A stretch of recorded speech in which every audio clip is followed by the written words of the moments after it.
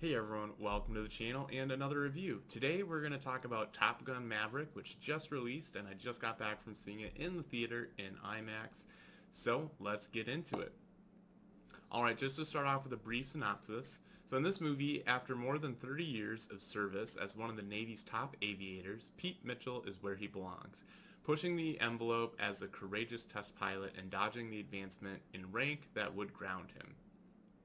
So my anticipation going into this film has, I would say it's kind of been up and it hasn't really been down, but like it's gotten to the point where the trailer for this thing has played for so long in front of movies. I mean, it's faced several delays, but I've just been at the point where I'm like, I just want to see this film. I'm sick of seeing the trailers. It looks good and I want to see it. So definitely glad that today has finally come.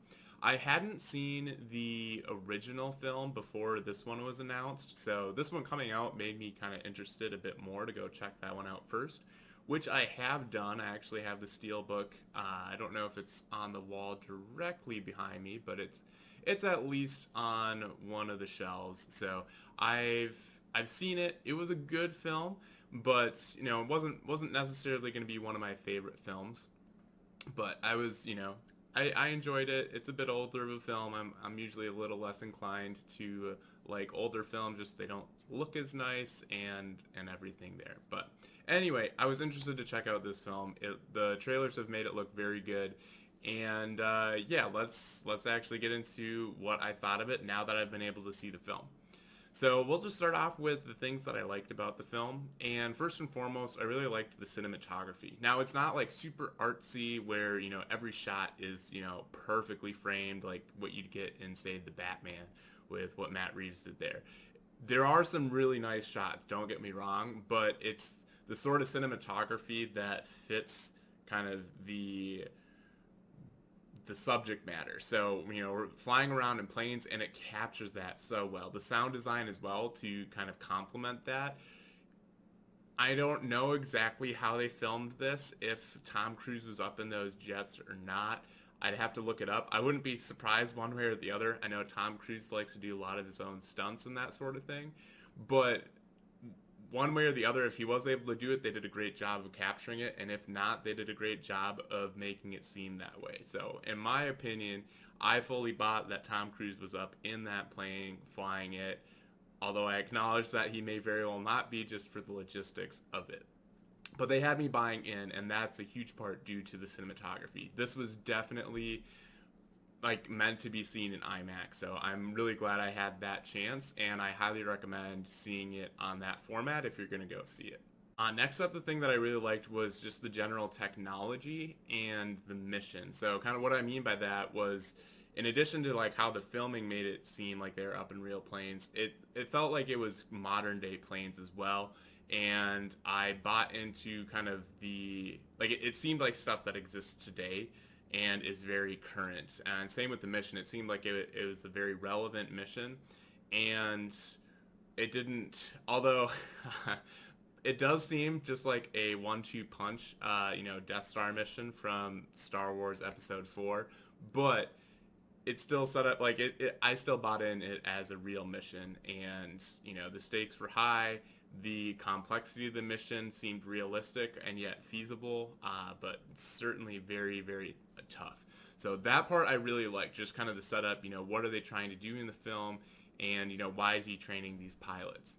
And then the next item that I like a lot was the story. I thought it had a very good story and a good script from beginning to end. It was engaging to me. I think there's a couple slower scenes, but you definitely needed those to kind of break up the pace of the very exhilarating scenes when they're up in the air and flying and that sort of thing. So, and it's definitely a very humorous film. I was laughing throughout, so was everyone else around me in the theater. But not only that, the characters are very well done, I thought, and they're acted well and written well, and it just gives the movie a lot of heart. So you're invested in these characters. The stakes are high. It's a very dangerous mission that they're going on, and you don't know if they're going to come home or not. And that keeps you invested to the very end.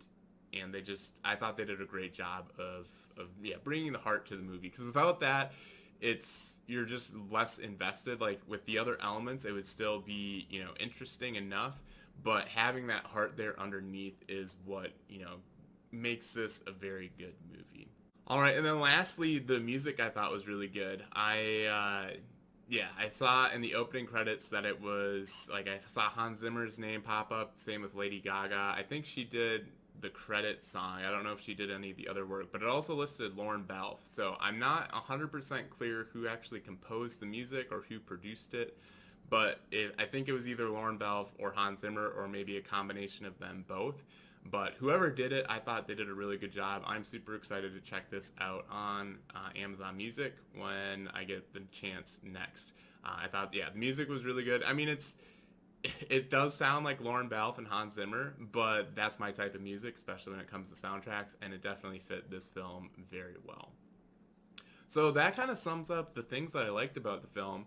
And I mean, trying to think, I can't think of anything that I didn't like about this film. I mean, overall, I really enjoyed this film. I would give it a letter grade of an S. That's my top tier. That's above A. I just had so much fun with this movie. As I've said, there's numerous good things that I liked about it, and I can't even think of one bad thing.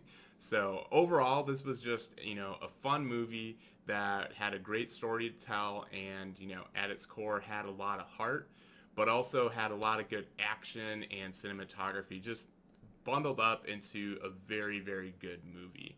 And so, if you're not a Tom Cruise fan, this may not convert you to, be a fan of his. If he's, off-putting or anything, I mean, some people are that way with any actors. I've got actors that I don't necessarily care to watch on screen, so that might be a reason to not check this out. But other than that, I can't think of any reason to not recommend this. I highly recommend it to anybody to go see. I think it's definitely worth seeing in theaters just to see this on the big screen with top quality sound. It was a very good experience, and you don't get too many of these. The theater was packed tonight, so it was great to be there and have other people experiencing the same thing and just enjoying it with them. So if you've been able to see Top Gun Maverick, I'd love to hear your thoughts down below. Did you have as much fun as I did at the film, or were there some spots that didn't really work for you? I'd love to hear it. And if you've enjoyed this review, be sure to smash that like button and consider subscribing so you don't miss out on any of my upcoming reviews. But with that, thanks for watching, and we'll catch you in the next video.